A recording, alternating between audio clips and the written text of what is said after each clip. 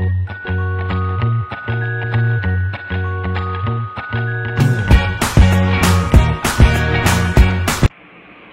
Everyone, welcome to my YouTube channel V electrifying by Gopika Agarwal.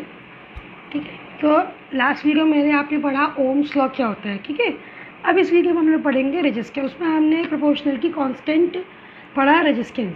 अब basically resistance होता क्या है ये हम लोग अपने इस वीडियो में जानते हैं। ठीक है, तो रेजिस्टेंस क्या होता है कि the property of conductor due to which it resist the flow of current. जैसा कि मैंने पहले ही बताया कि कंडक्टर की वो प्रॉपर्टी जो करंट के फ्लो को रोकती है।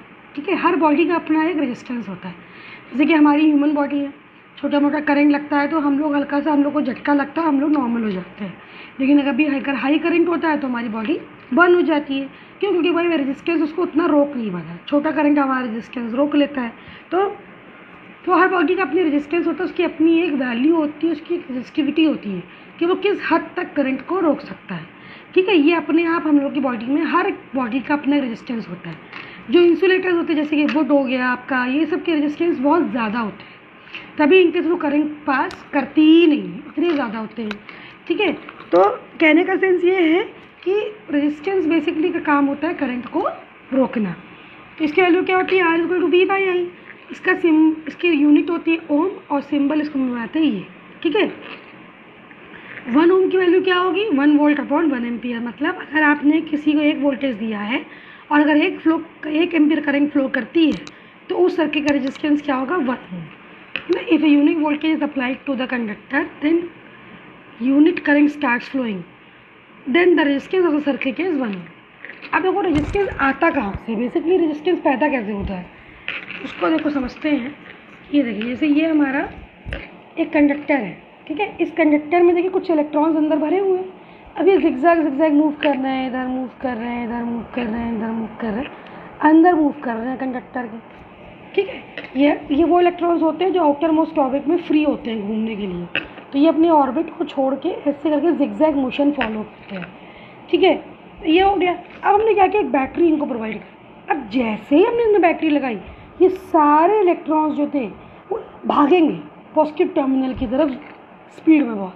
तो अब देखिए ये क्या करेंगे, यहाँ पे इनमें आपस में कोलिजन होगा, टकरा जाएंगे। जैसे मान लीजिए कोई घर है, उसमें अगर मान लीजिए आग लग गई, दरवाज़ा एक ही है, अब उस दरवाजे से सब लोग निकलने की कोशिश करेंगे कि नहीं करेंगे? तो क्या होगा, धक्का मुक्की भी होगी, एक दूसरे को गिराएंगे, पड़ाएंगे, जो भी करेंगे, टाइम ज़्यादा लगेगा। वहीं अगर लोग थोड़ा थोड़ा करके निकलेंगे तो टाइम कम लगेगा, लेकिन उस समय नहीं समझ में, सबको जल्दी होती निकलने। सेम आपके संग इलेक्ट्रॉन्स की कहानी होती है कि ये आपस में टकराएंगे, इनमें कोलिजन होगा, उस कोलिजन में कुछ टाइम आपका वेस्ट हो जाएगा। ठीक है, वो टाइम अब देखो हमने पढ़ा है कि I इज इक्वल टू क्या होता है? I इज इक्वल टू होता है हमारा Q/T। Q/T होता है। तो जब T बढ़ जाएगा, क्योंकि कोलिजन T हमारा बढ़ जाएगा। ठीक है, तो क्या होगा कि ड्यू टू कोलिजन हमारा I बढ़ जाएगा, T बढ़ जाएगा, तो करंट की वैल्यू क्या होगी? कम हो जाएगी। तो क्या होगा, करंट वैल्यू कम हो गई, मतलब रेजिस्टेंस सर्किट के अंदर रेजिस्टेंस प्ले में आ गया, रेजिस्टेंस ने अपना काम करना शुरू कर दिया।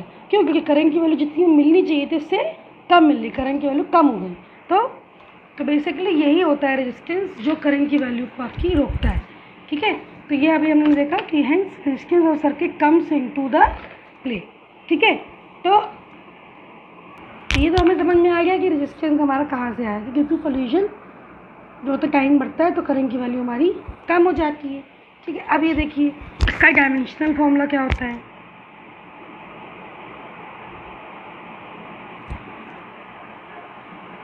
डायमेंशनल फॉर्मूला क्या होगा, देखो कि कैसे निकालेंगे डायमेंशनल फॉर्मूला, V/I को निकलेगा।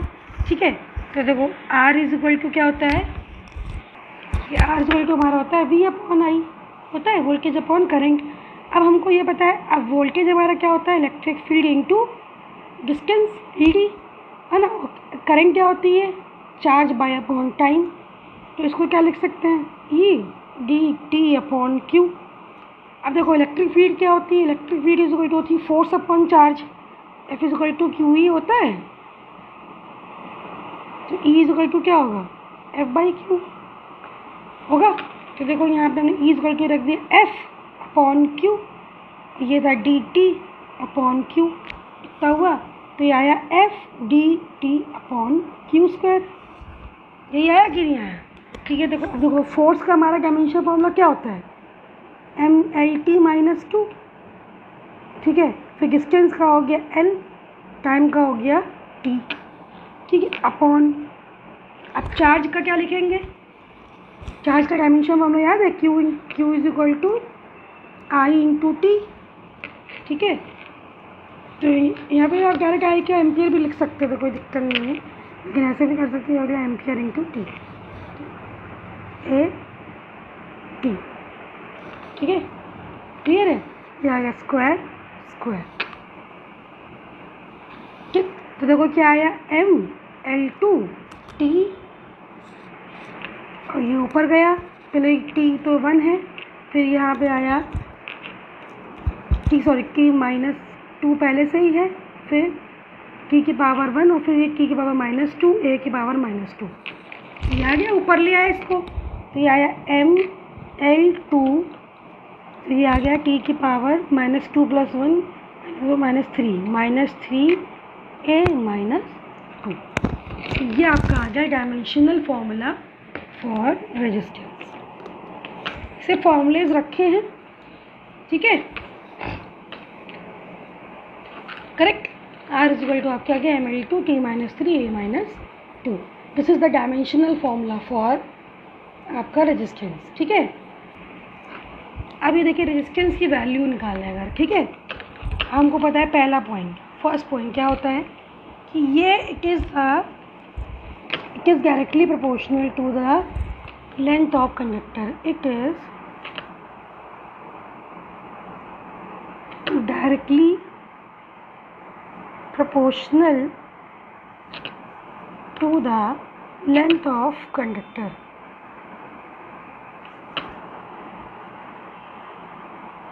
यानी कि क्या होगा, R is proportional to L। ठीक है, मान लो ये हमारा कोई कंडक्टर है, ये इसकी डिस्टेंस है, लेंथ है इसकी L, और इसका जो एरिया है वो आपका A। ठीक है, ठीक,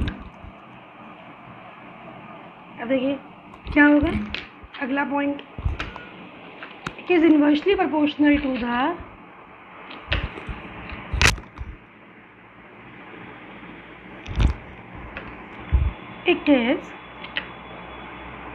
inversely proportional to the area of conductor।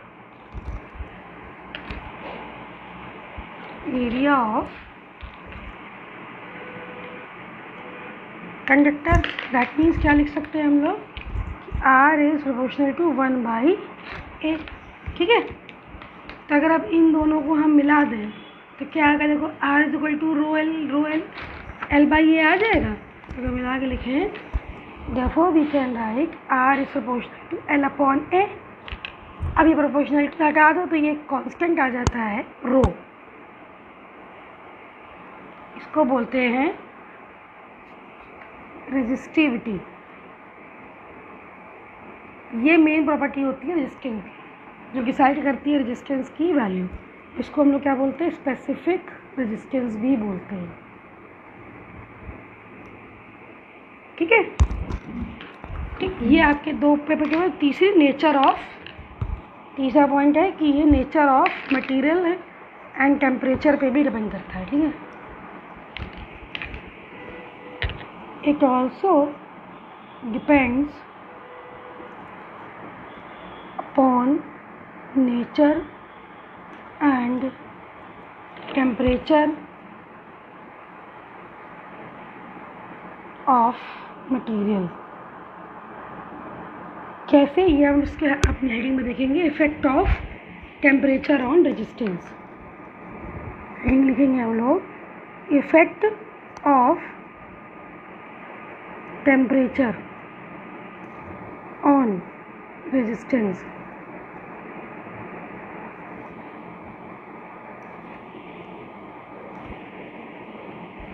क्या होगा, देखो कि अगर रेजिस्टेंस मेटालिक कंडक्टर जो टी पर कैसे डिपेंड करता है, देखो resistance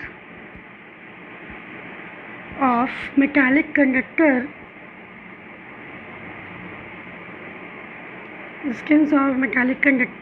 at temperature 3 degree centigrade is given as, क्या होता है, कैसे डिपेंड करता है, ये देखिए हम लिखते हैं R T is equal to 3 degree temperature पर रेजिस्टेंस क्या होगा, R T is equal to R not 1 plus alpha T plus beta T square. ठीक है, अब ये देखो आर नॉट क्या है, 0 डिग्री टेम्परेचर रेजिस्टेंस, 0 डिग्री पर रेजिस्टेंस हमको मिलेगा वो है आर नॉट। ठीक है, और अल्फा और बीटा क्या है, टेम्परेचर कोफिशिएंट्स।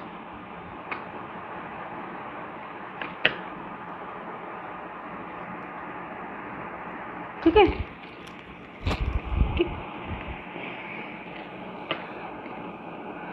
अगर टेम्परेचर आपका बहुत बड़ा नहीं है, if temperature 3 degree is small, if अगर छोटा है तो देखो टी स्क्वायर और छोटा हो जाएगा। देखो जैसे अगर टी इज इक्वल टू आप लिख रहे हो 0.2 तो टी स्क्वायर क्या होगा 0.004 और छोटा होगा कि नहीं होगा, टी की वैल्यू अगर छोटी है टी स्क्वायर और छोटा हो तो ये टर्म हटा सकते हैं हम, तब हम इस इक्वेशन को लिख सकते हैं R T is equal to R not 1 plus alpha T. ठीक है, जहाँ अल्फा की वैल्यू आपकी होती है आर टी माइनस, ये याद कर लीजिए न्यूमेरिकल में यूज़ होते हैं, ये होती है R T minus R not upon R not into T, change in temperature upon original temperature into rise of temperature. ठीक है, चेंज इन रेजिस्टेंस, सॉरी क्या लिखेंगे हम लोग, देखो हम लिख सकते हैं अल्फा इज इक्वल टू होता है change in resistance upon original resistance.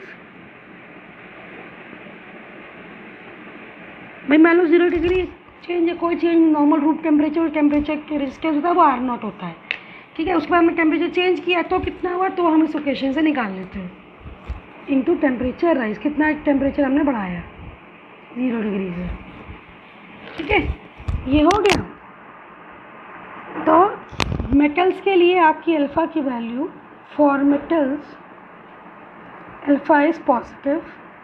ठीक है, तो देखो क्या होगा कि रेजिस्टेंस ऑफ आर वैल्यू क्या होगा, R not 1 plus alpha T होता है। अब जब अल्फ़ा पॉजिटिव है तो अगर अल्फ़ा बढ़ेगा तो आर की वैल्यू बढ़ेगी, है ना। तो यानी कि क्या लिखेंगे, resistance is positive temperature coefficient, मतलब अल्फ़ा के बढ़ने पर आर बढ़ रहा है तो पॉजिटिव टेम्परेचर कोफिशिएंट। ठीक है, of positive resistance is the positive temperature coefficient. ठीक है, अब अगर और इंसुलेटर्स और सेमीकंडक्टर्स के लिए क्या होता है,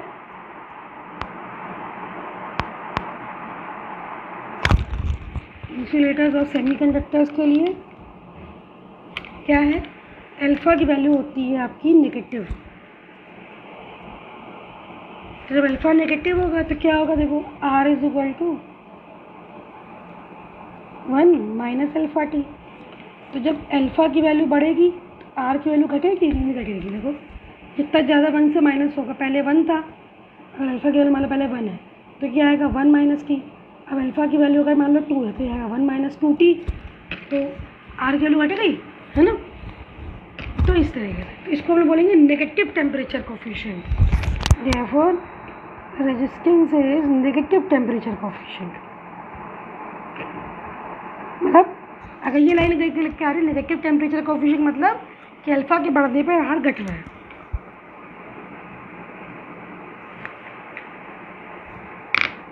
ठीक है, ठीक, अगर मान लीजिए 0 डिग्री से ना वैरी करके हम T1 से T2 करें, if T1 is not equal to 0 then and temperature is changed from T1 to T2। तो क्या होगा अल्फ़ा की वैल्यू देखो, क्या पहले लिखवाई थी हमने, आपको लिखवाई थी RT माइनस, या लिख दो RT2 minus RT1 upon RT1 T2 minus T1। पहले क्या थी, RT माइनस R0 थी, ये देखिए, तो R0 मतलब 0 डिग्री, 0 से की टेम्परेचर हमने किया तो RT हो गया, है ना। अब क्या होगा RT2, और RT2 आप कहाँ से निकालोगे, वही RT वाले इक्वेशन से, ठीक है, क्लियर है। तो ये आपकी अल्फा की वैल्यू हो जाएगी अगर दो टेम्परेचर है, 0 ना हो के, ठीक है। तो लिखो where RT2 and RT1 are resistances at T2 and T1 respectively।